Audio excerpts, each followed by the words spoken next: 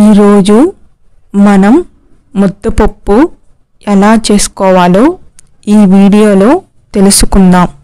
Hello friends, welcome to డిన్నీ రుచులు YouTube channel. కొంచెం కందిపప్పుని తీసుకొని శుభ్రంగా కడుక్కొని కందిపప్పు మునిగే అంత నీళ్లు పోసుకొని అర స్పూను పసుపు, స్టవ్ మీద కుక్కర్ పెట్టుకొని మీడియం ఫ్లేమ్ మీద 2 విజిల్స్ వచ్చినాక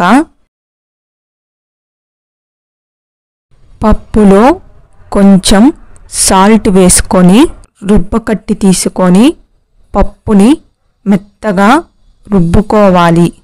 స్టవ్ మీద ప్యాన్ పెట్టుకొని 1.5 గంట నూనె వేసుకొని వేడైనాక ఆవాలు, జీలకర్ర వేసుకొని చిటపటలాడినాక ఎండుమిరపకాయలు వేగినాక ఒక మీడియం సైజ్ ఎర్రగడ్డ, పచ్చిమిరపకాయలు వేసుకొని దోరగా వేగనివ్వాలి.